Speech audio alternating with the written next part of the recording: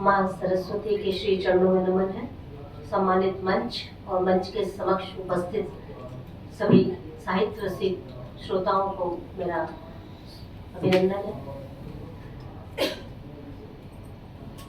विगत कई वर्षों से हम ये देखते आ रहे हैं कि चाहे साहित्य का काम हो, समाज सेवा का काम हो, अन्य किसी तरह का धार्मिक तीज त्योहार का छत्तीसगढ़ी संबंधी कोई पर्व हो, तो वक्ता मंच बड़ी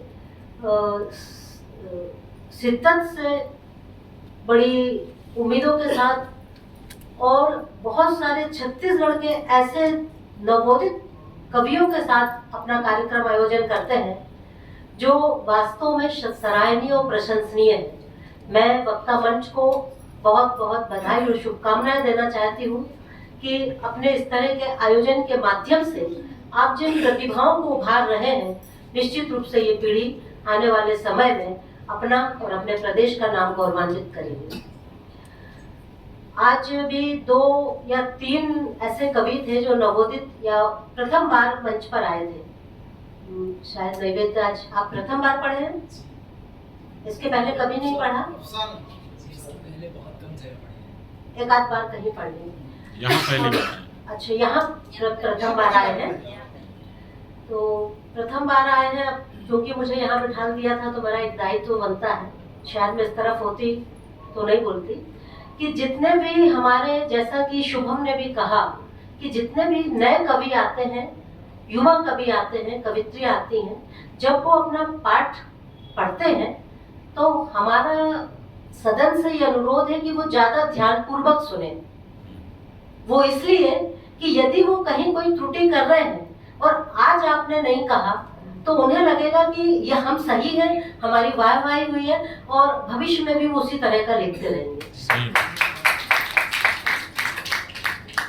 आपकी वॉइस बहुत अच्छी है, इतने कॉन्फिडेंस के साथ और इतने प्यारे अंदाज में आपने पढ़ा कि मुझे आपकी प्रशंसा करने को मुझे बात होना पड़ा कि ये बात मुझे कहनी चाहिए जो आपके हित में है।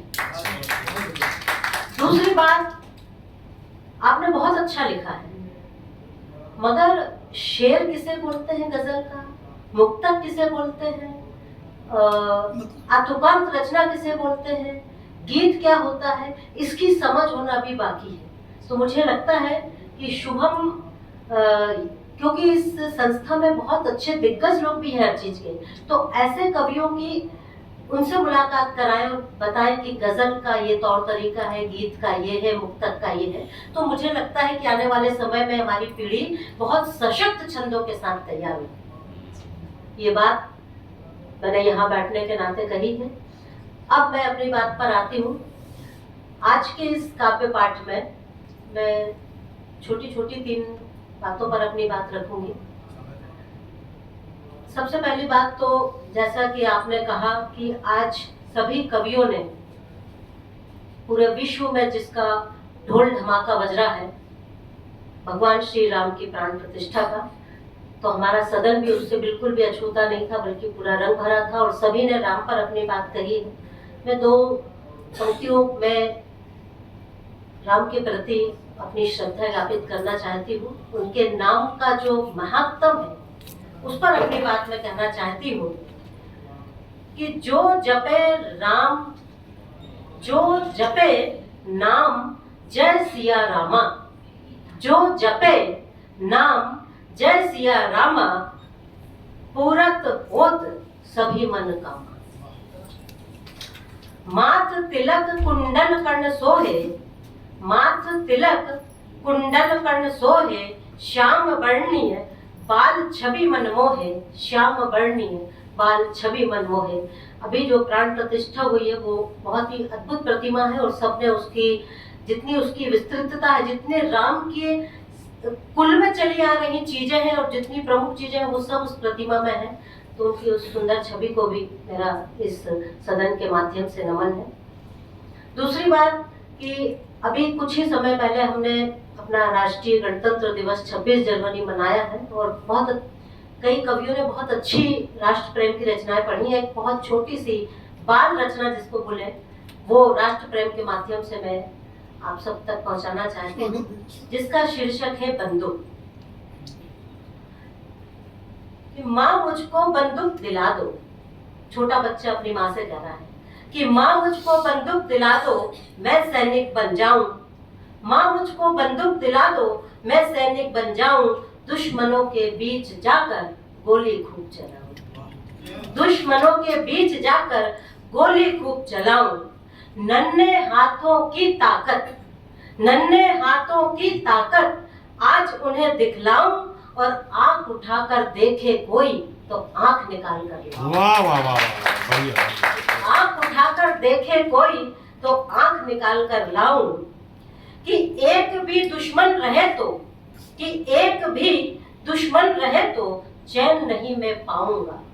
एक भी दुश्मन रहे तो चैन नहीं मैं पाऊंगा। भारत माँ की कसम है मुझको, भारत माँ की कसम है मुझको, शत्रु को मार गिराऊंगा।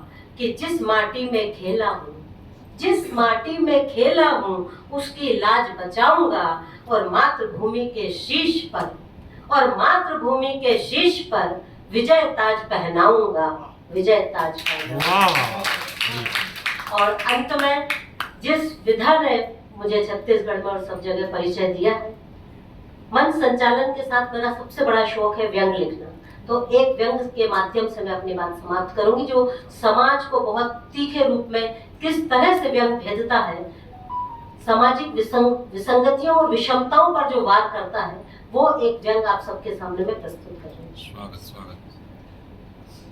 कि सर्फ एक्सेल और एरियल के एड को देखकर, टीवी में आप सबने देखा होगा कि सर्फ एक्सेल और एरियल के एड को देखकर कि इससे धुलने पर एक भी दाग नहीं बच पाएगा, मैंने तुरंत कंपनी से संपर्क साधा और कहा कि यदि एक भी दाग नहीं बचा तो आपको हमारी ओर से 1 करोड़ का इनाम दिया जाएगा।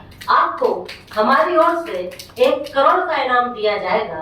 कंपनी वालों ने तुरंत पूछा, कंपनी वालों ने तुरंत पूछा कि हमसे ऐसा क्या धुलवाया जाएगा। कंपनी वालों ने तुरंत पूछा कि हमसे ऐसा क्या धुलवाया जाएगा। मैंने कहा नेताओं का चरित्र, भ्रष्टाचारियों की कमाई, नेताओं का चरित्र, भ्रष्टाचारियों की काली कमाई, घोटालों के रंग और धब्बेदार महंगाई।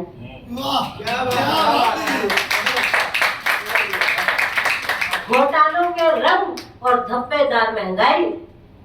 मेले आंचल में लगे हुए दाग, मेले आंचल में लगे हुए दाग और झूठ में सनी सच्चाई।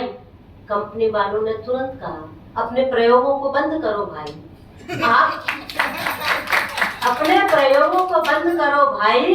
आपको चाहिए है, आपको चाहिए है सड़े गले भ्रष्ट समाज की दवाई। और अभी तक किसी एरियल कंपनी ने, और अभी तक किसी एरियल कंपनी ने ऐसी दवा नहीं है बनाई। वाह वाह वाह वाह वाह। और आज के इस अंत पड़ाव में आज जिस कृति का विमोचन हुआ है, मैं आदरणीय प्यारेलाल साहू जी को इस पुस्तक लेखन के लिए हार्दिक बधाई और सदन की ओर से बहुत बहुत शुभकामनाएं देती हूँ। और इन पंक्तियों के साथ कि बदला लाखों कर बटे, लिखना बहुत कठिन है, कि बदला लाखों कर बटे और भीगा अश्क हजार, तब जाकर मैंने किए कागज काले चाहे। वाह वाह वाह वाह। धन्यवाद।